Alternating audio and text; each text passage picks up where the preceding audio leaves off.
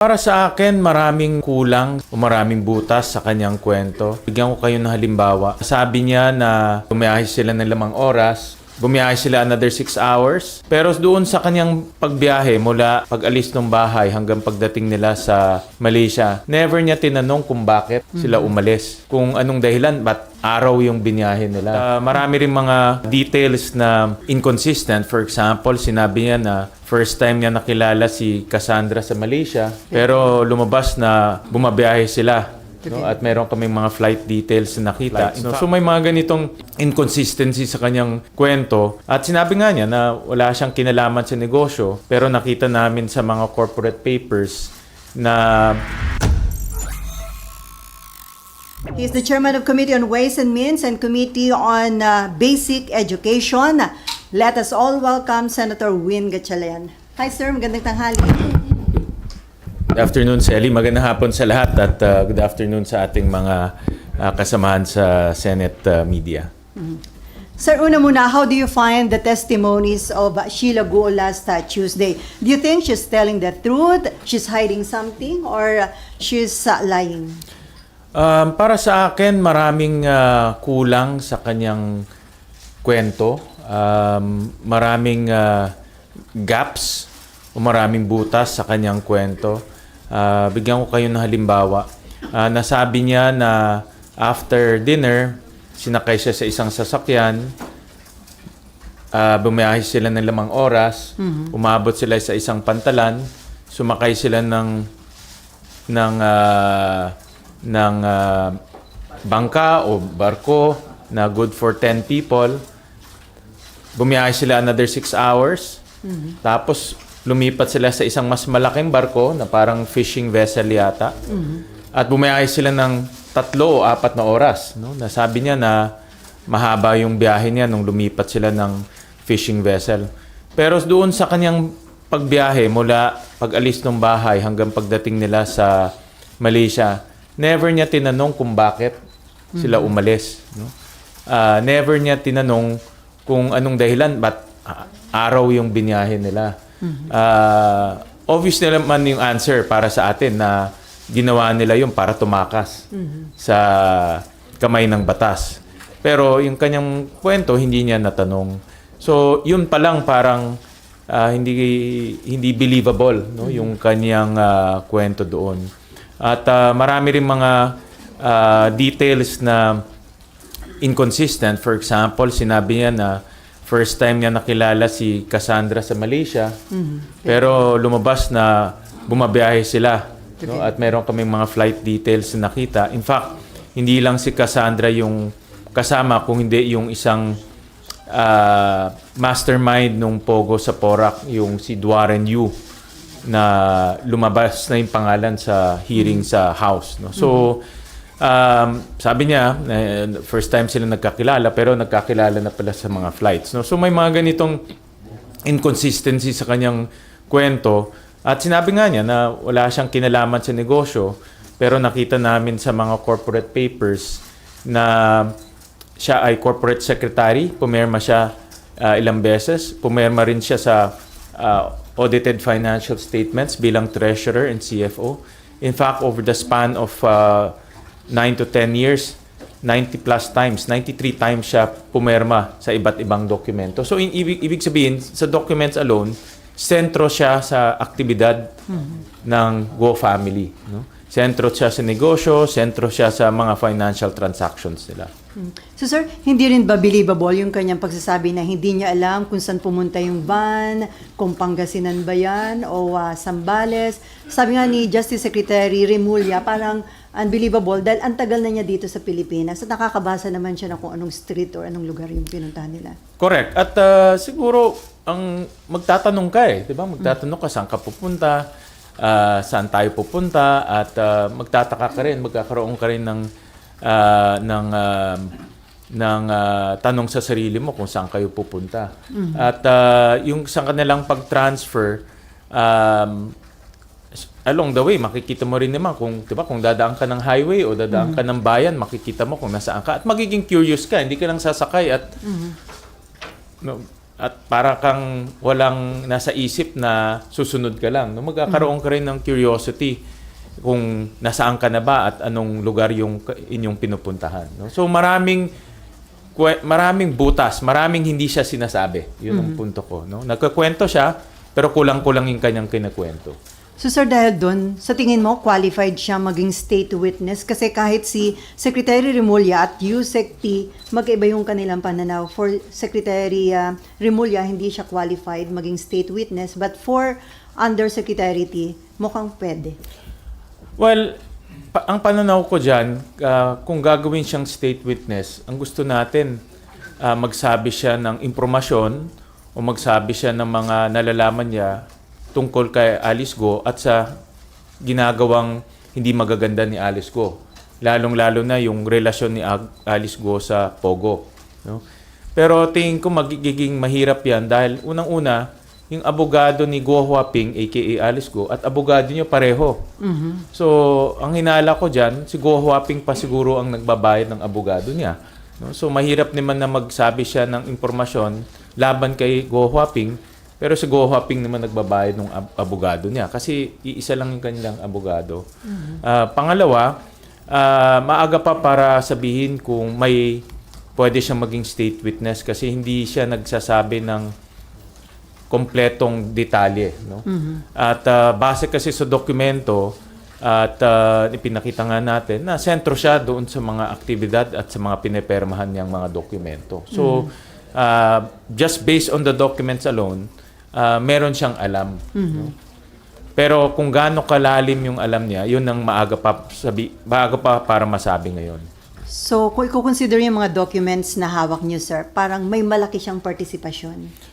Dahil yung dokumento niya bilang treasurer, yung pinirmahan niya bilang treasurer and CFO, mahalaga yun eh. Dahil nakita namin, yun na nga, nasabi natin sa hearing, na yung kita nung mga kumpanya ng Go, yung QJJ Farm at QJJ Embroidery in particular, hindi nagtutugma doon sa perang pumapasok sa kanilang bank accounts. Bigyan ko kayo ng halimbawa.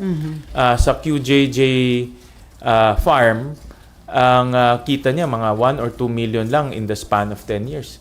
Pero ang pumasok na halaga, almost 4 billion pesos. Ito yung pera na hinahanap natin kasi kung natatandaan nyo, nung una pa lang, tinatanong natin kung paano napatayo yung Pogo Hub sa Bamban dahil wala tayong makita sa financial statements. Pero ngayon nakikita na natin na pumapasok diretso sa kumpanya ng QJJ Farms. Ganyan rin sa QJJ Embroidery na halos lugi yung QJJ Embroidery pero yung pera, yung cash na pumapasok, almost 500 million. Ito lang yung dalawang kumpanya. Hindi pa kasali dyan yung si Go Huaping herself, maybe si Alice Go herself, no? Yung pa yung kinukuha naming information. Kaya mahalaga yung papel ng Anti-Money Laundering Council dito no? Dahil sila lang ang may mata, sila lang ang may eyes sa mga transactions nangyayari. Kasi on paper, hindi mo makita Pero doon sa transaction, makikita mo. So sir, kaya hindi nagtutugma yung kita dun sa Pogo, dun ipinasok sa kita ng mga kumpanya? Ang aking teorya, ang aking hinala dyan, yung perang ginamit para ipatayo yung Pogo Hub sa Bamban nanggaling sa QJJ Farms in particular. No? So, hindi farming yung negosyo, no? Construction yung negosyo nito. Yun ang hinala ko dahil obviously kinonstruct niya yung Pogo Hub sa Bamban. Sir, may report na gumastos o nagbayad ng about 200 million pesos sina Alice Go kaya nakalabas ng bansa. May ganun na ba kayong information? Ako personally, wala akong nagkuhang ganong information pa. Pero posible yan. At ang tanong, mayroon bang pumunta dyan sa mga kawani ng gobyerno? No? For example, kung aalis yung barko o aalis ang isang bangka, normally nag-i-inform yan sa Coast Guard, nag-i-inform yan sa Philippine Ports Authority, at along the way, siguro may tumutulong para makatakas sila. No? So, ang tanong dyan, meron bang pumunta na pera sa mga kawani ng gobyerno para tulungan sila makatakas? So, may way kayo, sir, na ma-determine? We're also doing our own investigation. Nagtatanong rin tayo sa mga sarili nating mga contacts at mga tumutulong sa atin magbigay ng impormasyon. Sir, after ng explanation ng mga iba't ibang government agencies at kanilang mga theory, paano nakalabas ng bansa sina Alice Guo, ngayon ba klaro na sa inyo kung sino yung dapat mag-resign o kung sino yung dapat na magbitiw or sibakin sa pwesto? Well, ako kasi, ang aking isa pang lagi nasa isip ko, bakit umabot ng 5 days bago nalaman ng buong bayan na wala na pala dito si Go Huaping. At hindi to nanggaling sa executive branch. Nanggaling to kay Senator Rizzo Hontiveros. Siya pa ang nakakuha ng impormasyon at siya ang nag-inform, nagpaalam sa lahat, no, sa taong bayan. Bakit umabot ng 5 days? Sinasabi ni Commissioner Tansingco na nasa Vietnam siya, bumiyahe siya, took 2 days para bumiyahe. Pero trabaho mo yan no? Trabaho bilang isang commissioner na malaman itong mga impormasyon nito at trabaho mo rin na kaagad kumuha ng validation at kaagad ipaalam sa presidente man lang at sa taong bayan. Kasi even the president, from that statement na nakita ko, even si Secretary Remulla, nalaman niya rin after nung privilege speech dito sa Senado. So para sa akin yan ay isang malaking pagkukulang at malaking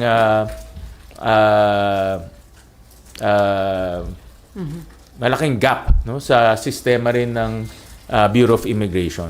So wala pa kayo nakikitang basis para manawagan na magbitiw sa pwesto si Immigration Commissioner? Itutuloy pa namin yung investigation. No? In fairness naman, and para magkaroon tayo ng klarong resulta at recommendation, itutuloy pa rin namin yung due process at para makita yung culpability ng Bureau of Immigration, in particular si Commissioner Tansingco.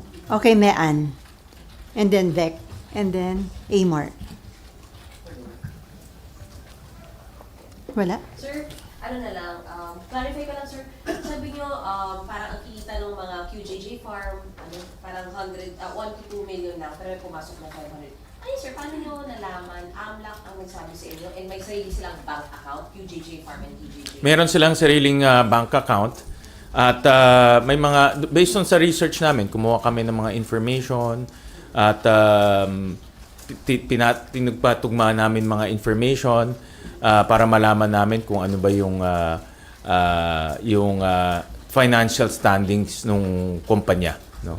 So yun yung ginawa namin. Kaya ito ka as a while rin para makuha yun, ano?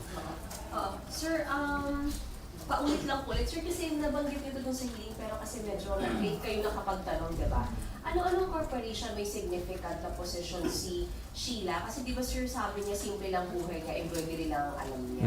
Pero sabi ni sir, Hindi, kasi corporate secretary ka no? Ang corporate secretary, hindi simpleng trabaho yan, no? Ang corporate secretary, siya ang gumagawa ng board resolutions, siya ang nagpa-facilitate ng mga decision ng board, at CFO, Chief Financial Officer at Treasurer siya, no? At hindi rin simpleng trabaho 'yon, no? Ibig sabihin, ikaw ang pumiperma ng mga cheque, ikaw gumagawa ng libro, ikaw rin nagfa-file ng financial statements, no? So contrary yang sinabi niya na nagpapatakbo lang siya ng embroidery machine, no?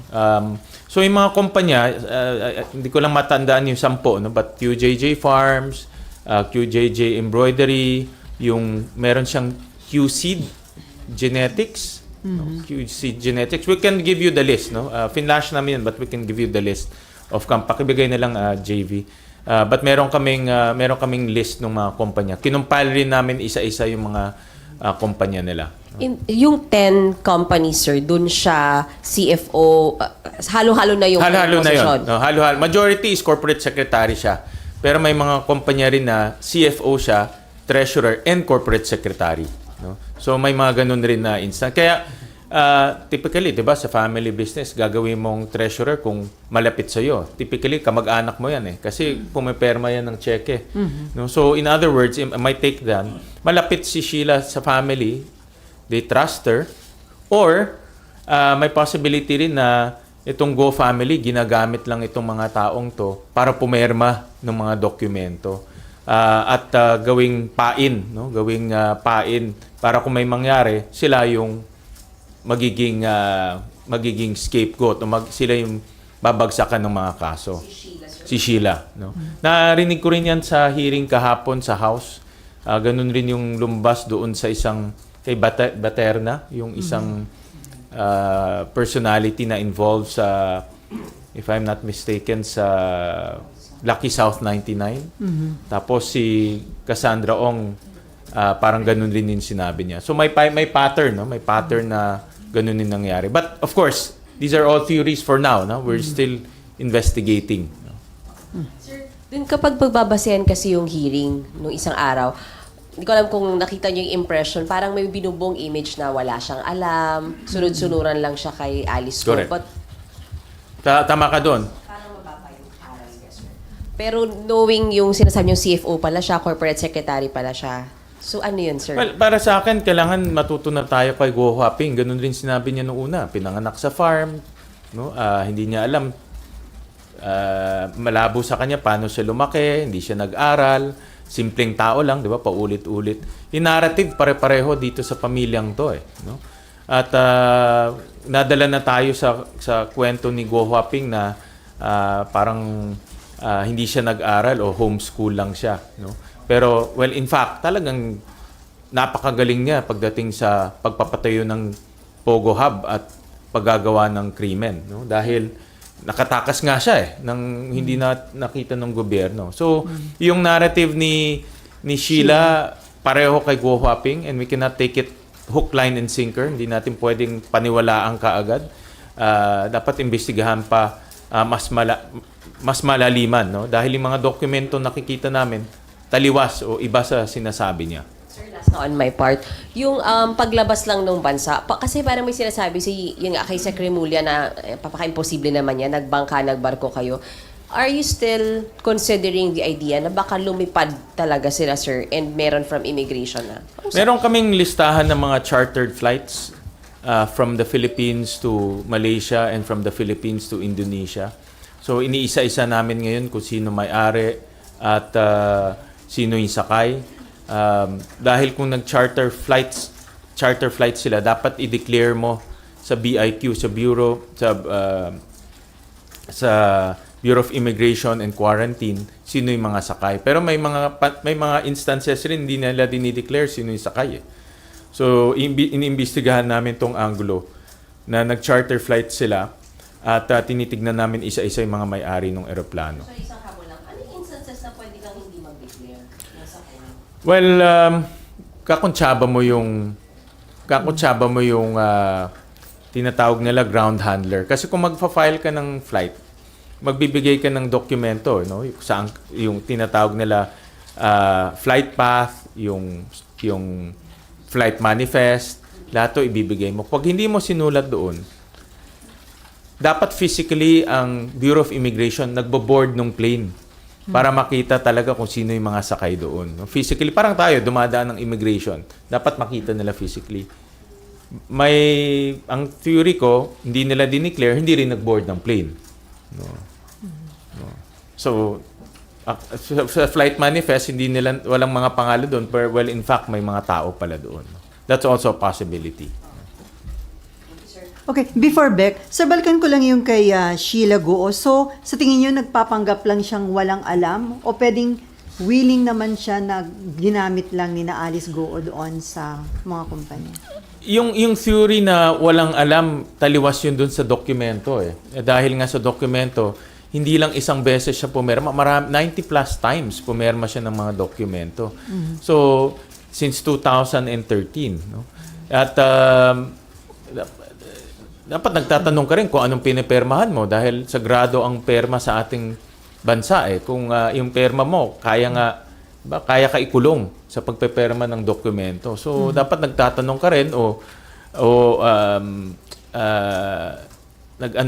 inaalam mo rin kung ano yung pinipermahan mo. Pero yung nagamit siya, yun ang isa pang tinitignan nating anggulo. Kung posible ba yun o kwento-kwento lang yun. At kung nagsisinungaling siya, sir, hanggang kailan siya i-detain dito sa Senate? Tuloy-tuloy yung investigation. Ay, nakakuha ko ng information na Monday yata. Monday may hearing. So, tuloy-tuloy yan until makita natin yung consistency at also level of details ng pagkakwento niya. Kasi kagaya ng narinig nyo naman, no, yung pagbiyahe niya, walang detalye. Sumakay lang siya, lumipat ng barko, yun lang eh. Walang detalye, walang parang blanco, no, yung tapos bumiyahe sila ng 3 days, wala ring detalye, no. So marami siyang hindi sinasabi sa aking pag-aanalisa. From NIMPA ito, sir, pwede nyo daw bang ipa-detain sa ibang lugar para mapilitang kumanta? Pwede rin, no, kasi hindi naman iba na nag-detain ng Senado sa ibang kulungan, no, ibang jail. Pwede rin 'yon, no, dahil dito aminado naman tayo, mas komportable, mas pag hindi pa rin magko-cooperate o magbibigay ng detalye, pwede siyang makulong sa ibang lugar. Kasi si Cassandra on sa house, tinakot na i-detain sa correctional na pilitang magsalita, sir. Oo, correct. Kasi yun, totoong kulungan. Ito hindi naman kulungan to. This is parang a temporary detention facility, no? But hindi siya yung jail talaga. Okay, Vec. Hi, sir. Sir, do you believe yung sinabi ni Sheila na hindi niya kapatid talaga si Alice? And may idea na po ba kayo kung sino yung tatay niya? Ako, I believe that because yung passport niya is ibang last name, no? Jiang Mir siya. At mayroon ako nakuhang mga information rin, yung mga nagturo na nanay si Lin Wenyi, the same people, na pinapakilala talaga siya na hindi kapatid, no? Iba pinsan, iba close family friend, ganun, no? At may mga nakuusap rin kami na trabahador nila, in fact, taga Valenzuela ito, na pinakilala na parang close friend, no? Or family friend, no? So may yan point naman parang mukhang totoo naman, no? Dahil iba yung kanyang passport document at it corroborates with yung mga stories na naririnig namin. Ayaw lang lumabas yung mga trabahador at saka yung ibang mga kaibigan nila natatakot. But yun yung mga information na kukuha namin, no? Sir, may idea na kayo kung sino yung totoong tatay niya, kung hindi si Jiang Zonggo? Hindi ko pa alam kung sino. Maybe that's also one angle that we need to pursue, no? May mga theory na kasi dinala siya dito 16 years old no? So, 'di ba pag 16 sa atin pag lalabas kailangan mo ng permit ng magulang bago ka makalabas. So, I'm also looking at that angle na napakabata niya, dinala siya dito at nagtrabaho na siya dito, no? So I don't know kung anong relationship ng kanyang magulang dito kay Guo Jiangjong at kay Lin Wenyi, no? Sir, last, sa hearing sa Monday, sino po yung mga ibang personality or bagong personality na i-invite? Kasama po ba si Cassandra? I hope si Cassandra will be allowed to visit, no? Kasi marami rin kaming katanungan sa kanya at yun ang aming request sa counterparts natin sa House na payagan siyang dumalaw dito, no? Pumayag na ba? Good. At least mayroon na tayong diyan, mayroon na tayong certainty diyan. No? Okay, Amor and then Danielle and then Nympha. Sir, yun po, pag-amin po ni Sheila Go na hindi niya biological sister si Alice Go, anong significance po nito dun sa investigation? Actually, yung kanyang family circumstance, I would say,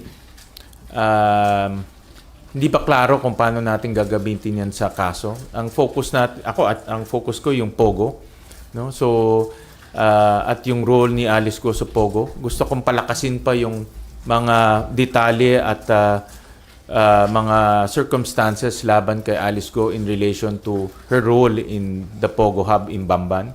So yun ang ating pinapalakas, no? Kaya importante yung kanyang yung nasabi nga natin, no, yung mga financial records, yung money flows na pumapasok sa Bamban at yung role ni Sheila Go sa pagtulong mabuo yung Pogo Hub sa Bamban, no? Yun ang hinahanap namin na detalye, no? But yung family relations nila, for now, linalagay lang namin on the table but hindi pa klaro kung paano i-connect yan doon sa Pogo Hub sa Bamban. Sir, are we ready to say na yung 10 companies nila Alice Go, yung QJJ Farm, Embroidery, ginamit siya to launder the money that was used para ipatayo yung Pogo Hub? That's my theory, no? That's my theory. Na ginamit itong mga corporations, ginamit yung mga personalities. Nasabi na ng AMLAC before, may case during the hearing, magfa-file sila na money laundering case this week, no? So, after ma-file yun, ay lalabas na doon yung mga personalities at corporations as well as bank accounts, no? Ang first step kasi yung freeze order, 'di ba? Meron na freeze order na nangyari, tapos na-freeze na yung asset. Laki na freeze. 200 million cash, 400 million in assets. Ang next ngayon yung money laundering. Ito na yung totoong kaso na laban sa mga iba't ibang personalidad. Doon natin malalaman, sir, kung paano talaga siya. Yun na ang magbibigay ng detalye kung paano nila ginawa yung money laundering. Yung freeze order is sinasabi doon ay may money laundering, i-freeze natin yung assets. Ngayon, sasabihin na nung next case is ito ang ginawa nila kaya nagkaroon ng money laundering. And sir, yung kay Cassandra Ongco, parang sa ngayon po kasi siya yung common denominator doon sa Bamban and Porac. Yes, Pogo. correct. Siya yung link. Siya yung link, sir. But meron na bang other evidence linking Alice Go also to the Porac Pogo Hub? Well, yung flight details na nakita namin na lumapad si Cassandra, si Warren Wu, si Alice Go, si Sheila Go. In my opinion, puts Alice Go and Warren Wu together. No, si Warren kasi is hinihinalang mastermind ng Pogo Hub sa Porac, no? Marami siyang tinayong mga corporations dito sa IT.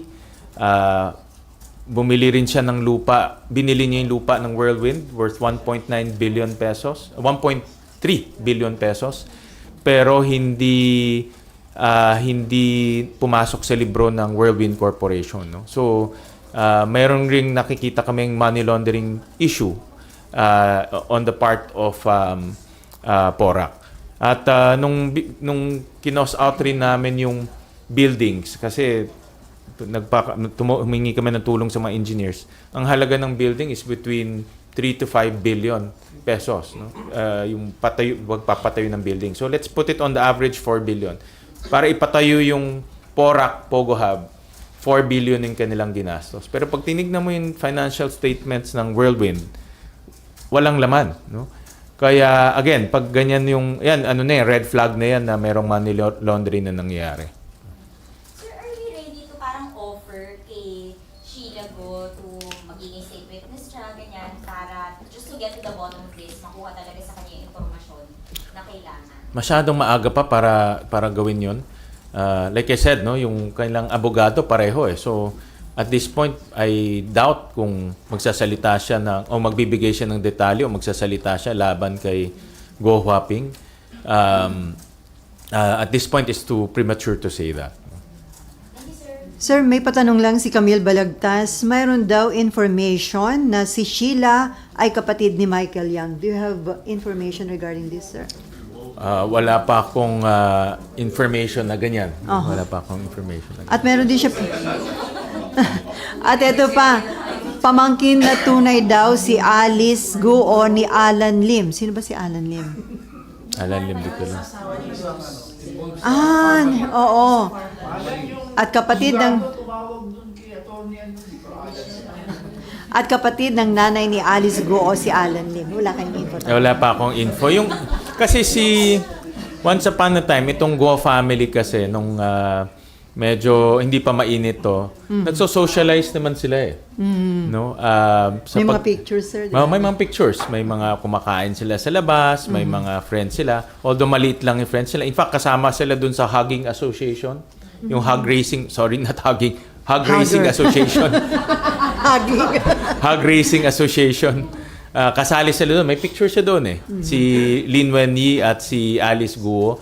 So, in other words, they were living normal lives. Kaya maraming mga pictures. At maraming nagkukwento na doon nga namin nakuha yung information na si Lin Wenyi ang biological mother niya. At si Sheila Go ay close family friend ng Go family but not related. So, yung ganun. At may mga nagtrabaho rin sa kanila na corroborates that story. Si Sheila daw ay kapatid nga ni Michael Yang, kaya daw yun ang may hawak na pera. Anyway, information ito from Camille Balagtas. Danielle. Sir, good morning. Na-establish niyo na po ba, sir? Kasi di ba sinabi ni Sheila Go, from van, sumakay siya sa boat. Sino po kaya yung tumulong sa kanya? Sa kanila? I mean, sino kaya? Mayroon na po ba kayo na-establish kung sino yung, kung kanino yung ginamit na boat, and then sino yung private company, or hindi natin alam kung ano man yan. Pero may na-establish na ba kayo information, sir, kung sino yung tumulong? Wala pa, no? Yun yung mga sana detalye na ibinigay gusto natin ibigay ni Sheila, no? Pero hindi nga siya nagbibigay ng detalye. Nagkwento siya, sumakay siya, but wala naman detalye. In fact, if you notice, hindi niya alam yung oras, no? Estimate lang yung binibigay, no? So, ewan ko kung may tao ngayon na hindi tumitingin ng relo, so hindi tumitingin sa cellphone ng oras, no? Parang imposible naman yun, ano? So, nagkakwento siya, pero walang detalye. Nung pagtatanong nyo rin, inamin niya na mag-boyfriend, girlfriend si Cassandra Ong tsaka si Wesley Go. Oo. So ano po bang significance nun, sir, doon sa case? Ano yung nakikita nyo? Well, ayaw ko pangunahan ng hearing, no? But ang unang nakita ko dyan, nung tinayo yung Lucky South 19 years old lang si Cassandra. No? So, 19 years old lang siya, pero naging representative siya ng Lucky South 99, naging corporate secretary siya ng Whirlwind Corporation. Again, no, at that young age, mabigat na responsibilities na ang binigay sa kanya. At hindi ibibigay yun sa kanya kung hindi siya pinagkakatiwalaan. No? So, at meron ring nag-endorse sa kanya, or mayroong mas malaki na nagbigay ng authority sa kanya. No? So, but that is a clear link between Bamban and Porac, no? Yang personality niyan, si Cassandra Ong. At yung role niya sa Porac kasi hindi lang ordinary role, no? At the same time, hindi rin coincidence na si Wesley Guo ay kapatid ni Guo Huaping, na sentro rin sa Bamban Pogo Hub, no? So that's a theory for now na binubuo namin through evidence. Sir, balikan ko lang yung sa pag-exit nila. Ano po ba, sir, yung malinaw so far? Sa Luzon ba siya umexit or sa Mindanao? For sure sa Luzon yan, hindi siya kasi kung totoo yung sinasabi niya, From Bataan. Bulacan. galing siya ng Bulacan, sir. Bamban, sa farm siya nag-start Tapos bumiyahe sila, dumating raw sila sa isang pantalan ng midnight, no? Diba? So that's for 5 hours. So hindi sila pumunta ng Mindanao, or hindi na backdoor, in other words, no? At least yung first exit nila, no? Okay, Nympha, and then Nympha, and another Nympha. Oo. Nympha Sir, Senior. tinatanggap niyo ba na yung sinabi ni Sheila Go na sinundo talaga sila sa farm sa Bamban? Kasi kung totoong dun sila nanggaling, yung date na supposedly ay umalis sila, may warrant of arrest ng Senado, ibig sabihin may pagkukulang ang mga authorities kasi hindi nabantayan yung farm. Talaga may pagkukulang kasi kung totoo sa Bamban sila umalis, balik rin ang PNP sa Bamban, at may PNP rin doon, no? Dapat na-detect rin nila na nandoon yung itong mga taong ito.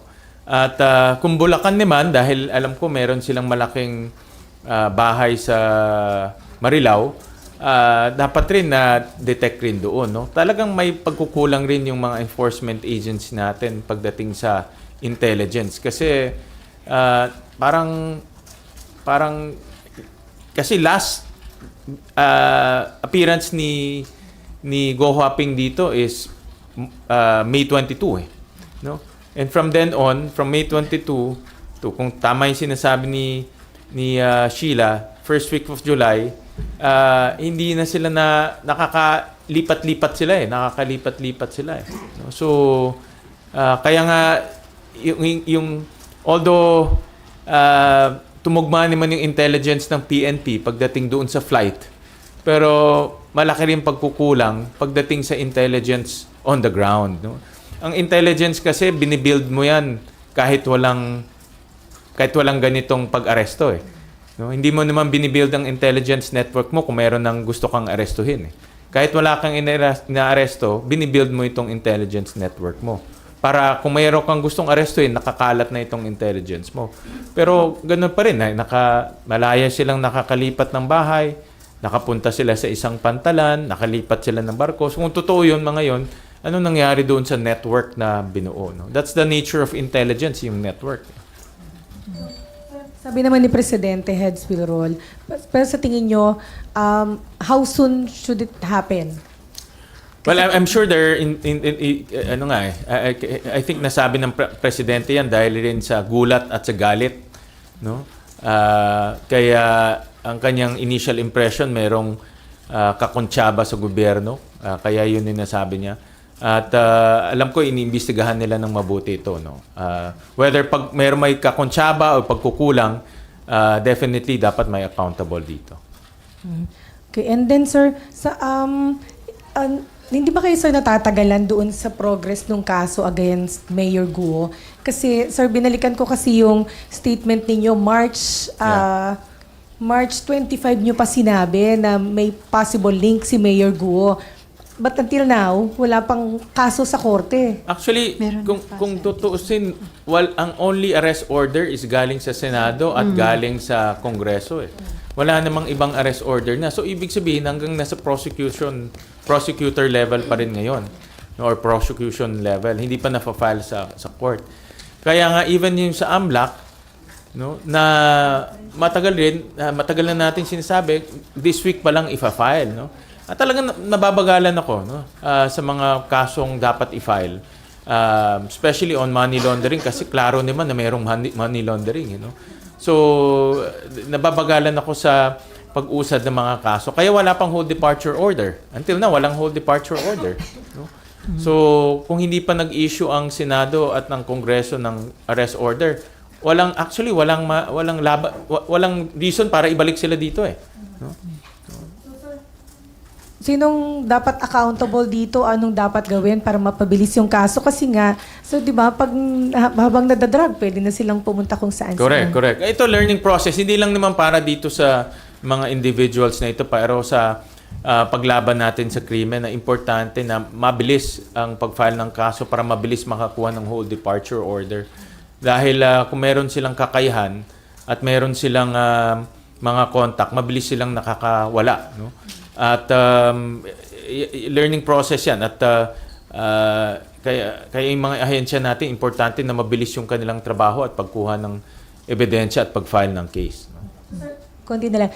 So, sisingilin nyo ba dito yung AMLAC? Kasi nga, sir, ito March, nyo pa ni-reveal na yung connection, and then hanggang nung hearing nung isang araw, sabi nila, ipa-file nila yung case within the week.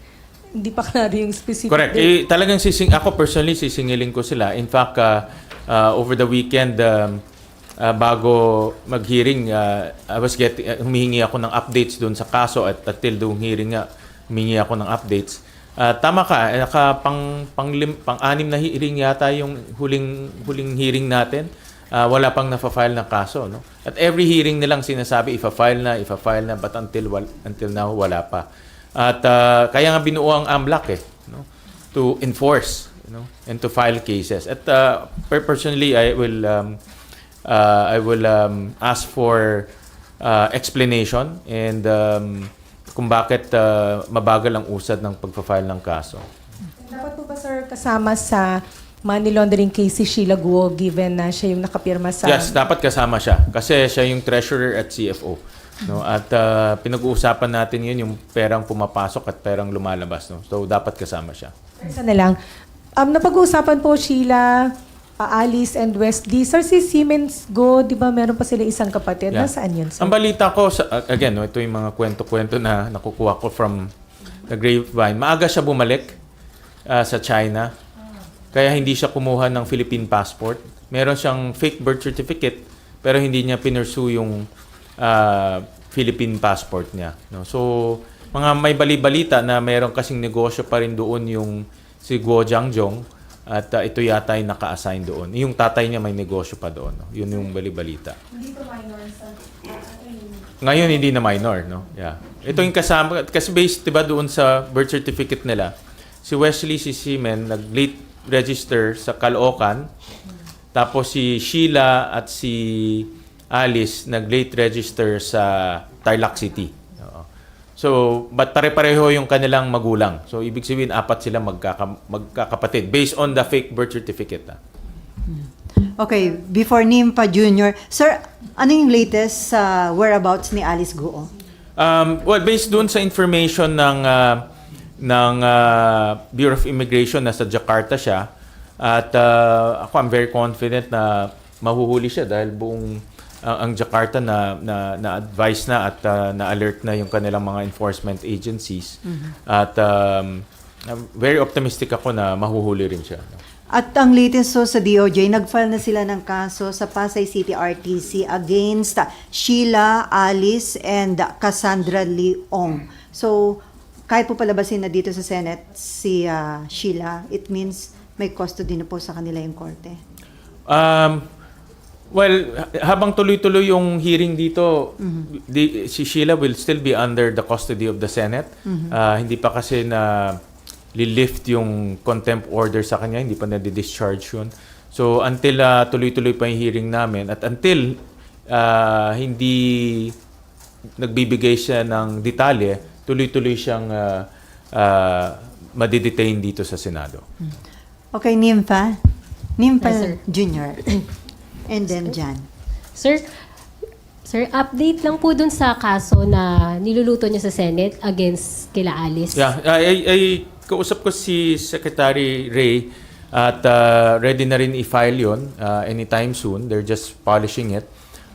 Medyo naging busy lang because of all of these things happening, no? Yung pagdating ni Sheila Go. But ready na rin i-file yun. So, 2 cases will be filed, perjury and disobedience, no? Under the revised penal code. May timeline kung kailan?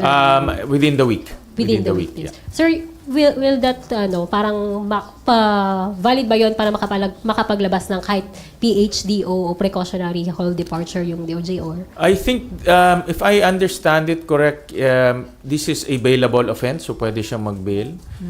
But pwede rin naman mag-request ang Senado na mag-issue ng, o mag-request for a whole departure order, depending sa gravity nung kaso niya. No?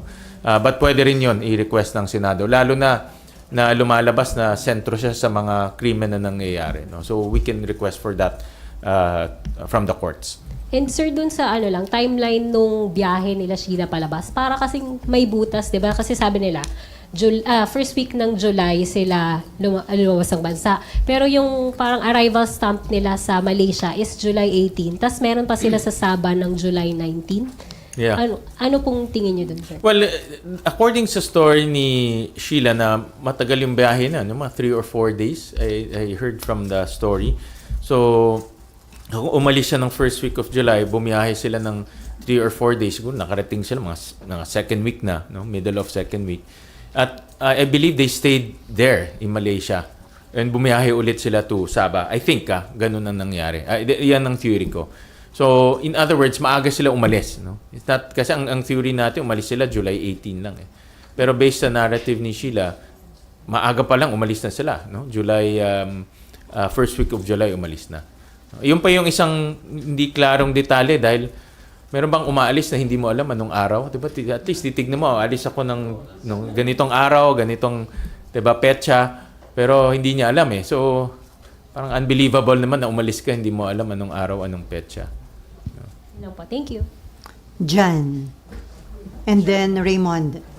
Ano ko lang po, meron pong birth records ang committee ni Cassandra Ong? Meron birth records. Kung meron kaming birth records? Yes, sir. Yes, meron.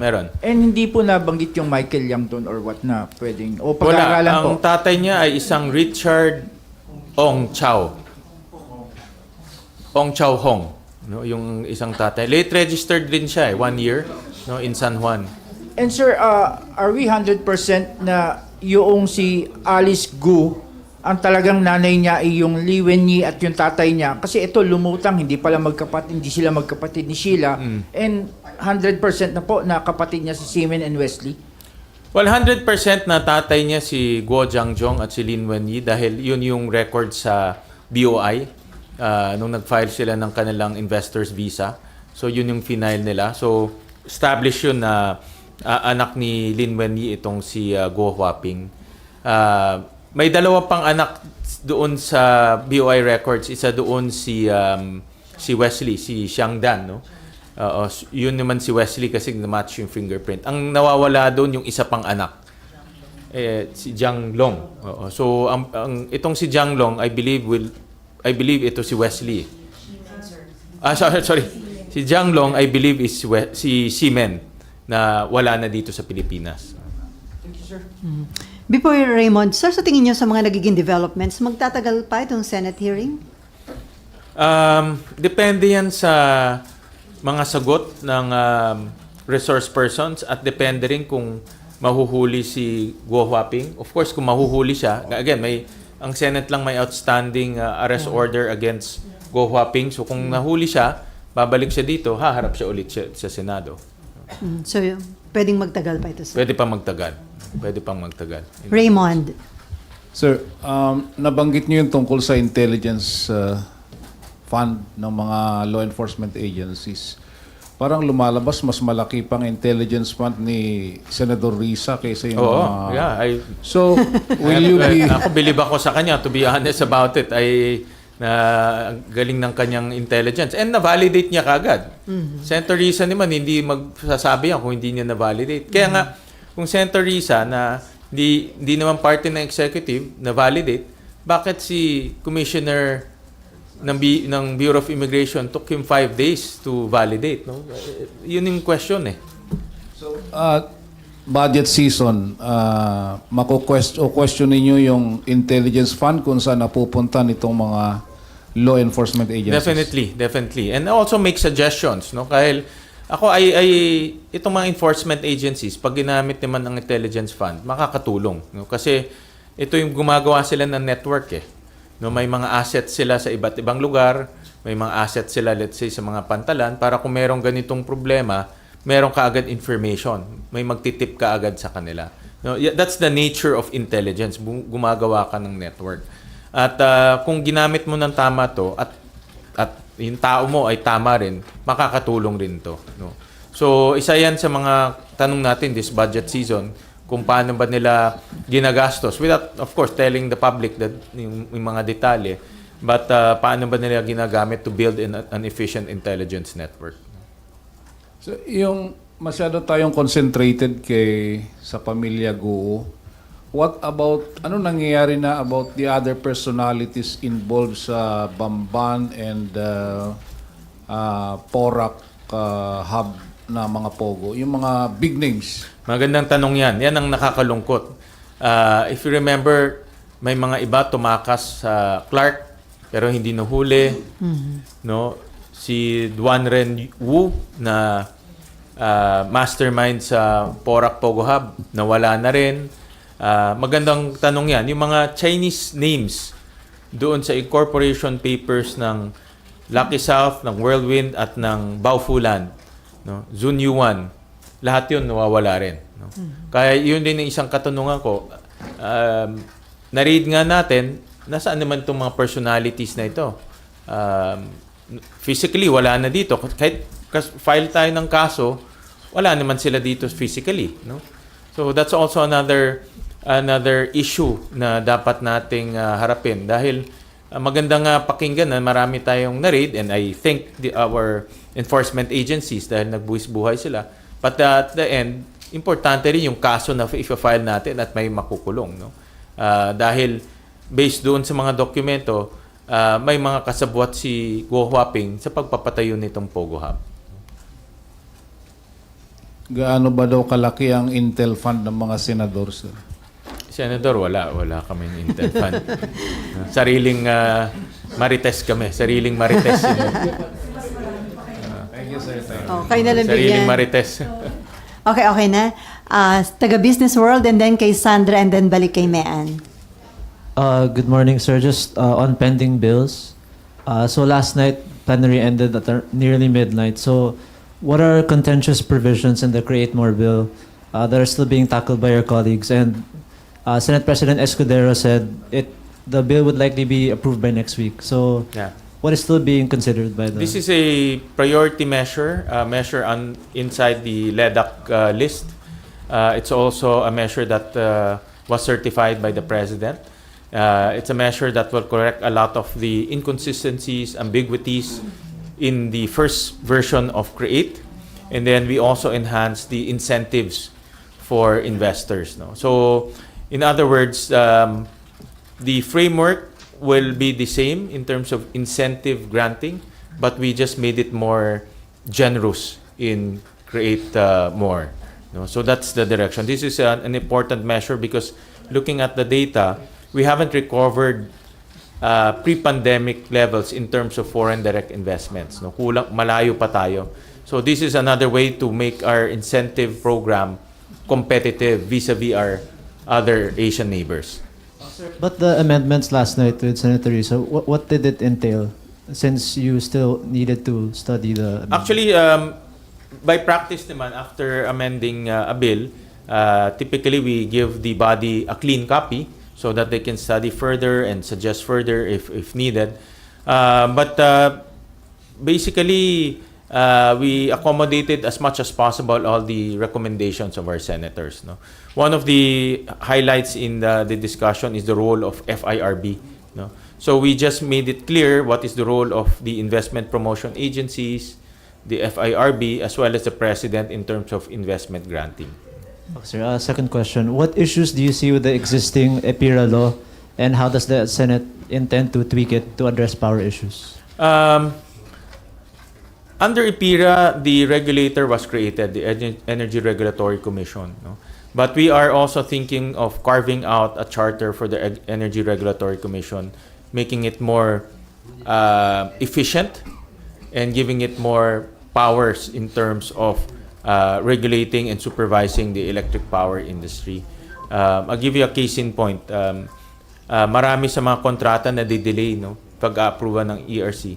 So one of the things that we want to fine-tune is the speed in which ERC approves power supply contracts. Sir, okay, last from me, sir. Since the VAT refund bill for tourists is in plenary right now, may I get your thoughts on economists saying developing health facilities in tourist spots and doing away with cumbersome immigration processes will likely help the tourism industry grow than these tax rebates? Well, that's true. In attracting tourists, there's no single formula. You have to apply many strategies. No? VAT refund for tourists is just one. No? Improving your health facilities in tourist areas, improving peace and order in those tourist areas. For example, setting up tourist police in those areas will help. Sa mga dive sites natin, putting up medical facilities because if you have, for example, you get into an accident in a diving area, you need to be brought to Metro Manila in order to have access to sophisticated hospitals. So those type of facilities need to be built in tourist areas so that tourists will have the confidence going to our beaches, to our tourism sites because they know that they will be taken care of. Thank you, sir. Okay. Thank you, John Ordonez. So, alam ko na pangalan mo. Sir, doon sa Create More, magbigay ba yun ng additional revenue sa government? Magbibigay siya ng additional revenue, but ang kanyang objective is really more incentive giving. So, kumbaga, in terms of revenue take, magiging pantay lang siya, no? Magiging pantay lang siya. But in the long run, it will be beneficial to the country because it will generate businesses, employment, and foreign direct investments. Okay. Sandra.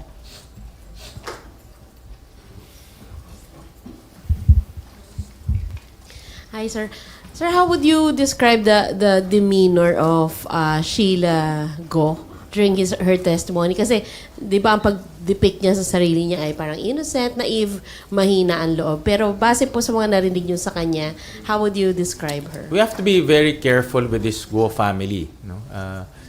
parang ano sila mga professional, parang professional liars and professional swindlers. Nakita natin nung una kay Guo Huaping, 'di ba? Lumaki sa farm, homeschool, simple lang, inosente. Pero if you look at the documents and if you look at the evidence, hindi siya ganun no? Much more sophisticated siya.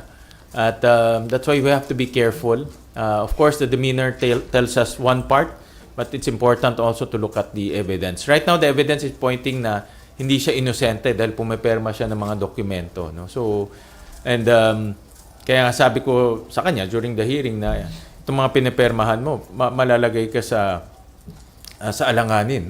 Pwede ka makulong dyan dahil yung mga pinapermahan mo, hindi to ordinaryong dokumento. Ito ang mga financial statements at corporate papers yung mga pinapermahan niya. At this point, sir, may legal basis na ba talaga to arrest Alice Go sa Indonesia? Kasi may kaisipan po na only criminal prosecution can trigger a blue notice or a red notice, sir. Well, ang kanyang for now, no, in Indonesia, ang gagamitin sa kanya is an immigration offense. Umalis siya kasi nang hindi dumaan sa immigration natin. Diba lahat tayo pag aalis, dadaan tayo sa immigration dito sa atin. Hindi siya dumaan doon.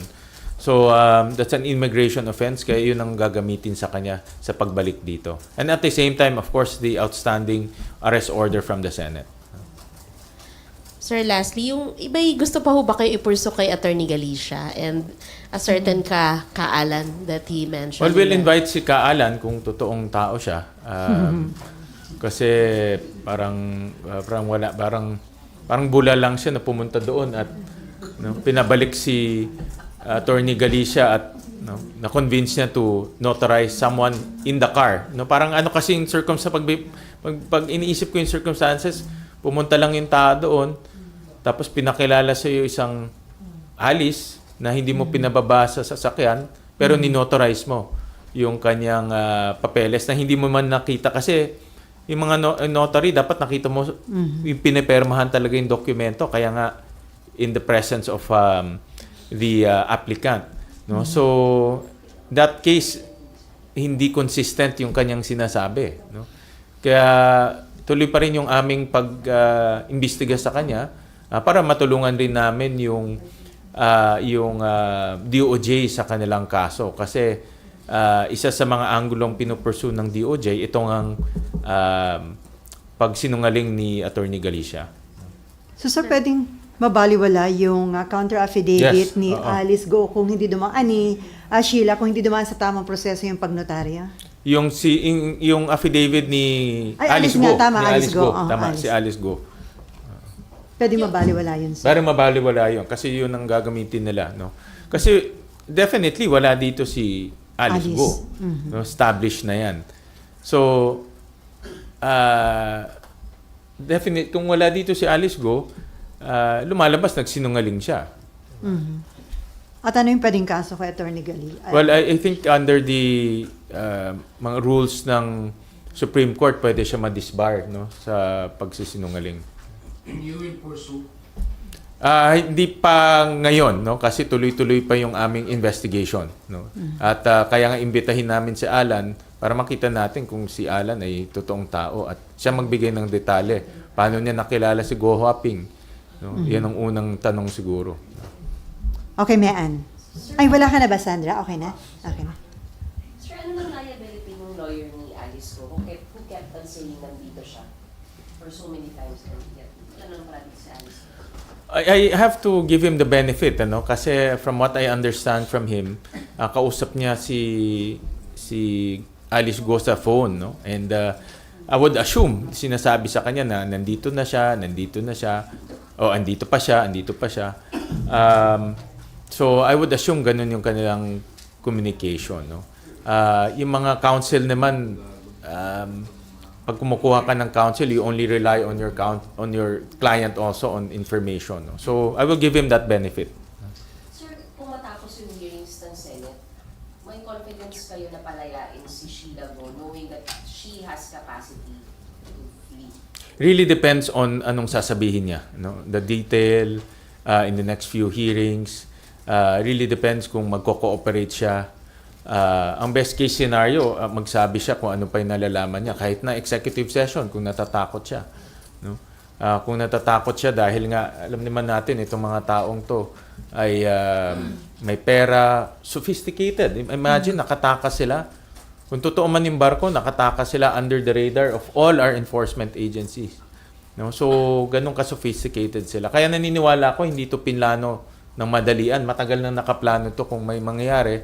Alam na nila yung mangyayari. At kung totoo yung 200 million, ganun kalaking pera ang kaya nilang gastusin para makatakas. So, in other words, kung magbibigay si Sheila ng detalye, kahit na executive session, papayagan natin yun. At mas maganda yun para malaman natin yung dagdag ebidensya laban kay Alice Guo pagdating sa Pogo. Sir, ipupush niyo po yun, yung executive session version lang? Depende kung anong detalye ang bibigay niya. Kasi hindi lang naman pwedeng mag-executive session at wala namang pupuntahan. Ano? So, depende kung anong ibibigay niyang information. Sir, meron ka pa? May pahabol lang, sir, about West Philippine Sea. With the recent collision of PCG and BFAR ships with Chinese vessels, what diplomatic means should we take? If not diplomatic, then what po ang dapat daw gawin? Ako personally, I condemn the actions of China insofar as colliding with our Philippine flagships. Nangyari yan sa Coast Guard natin, nangyari sa BFAR.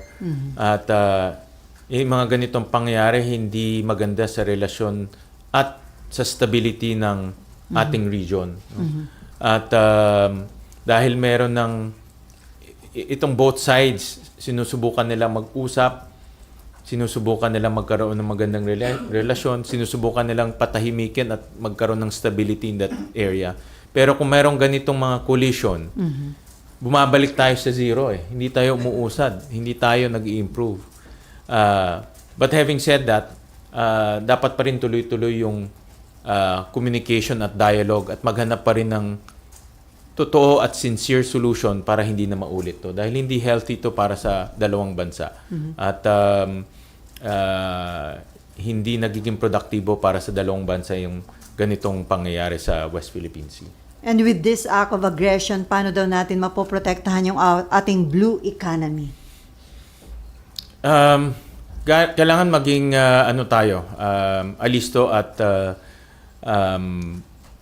alerto sa West Philippine Sea dahil nga yung mga ginagawa ng China dyan, for example, yung pagkukuha ng corals, yung paggagawa ng mga islands, nakakasira yan doon sa natural state ng West Philippine Sea area. So, kailangan maging alisto tayo at kung mangyayari yan, then we have to also try our best to either stop it or to file diplomatic protest.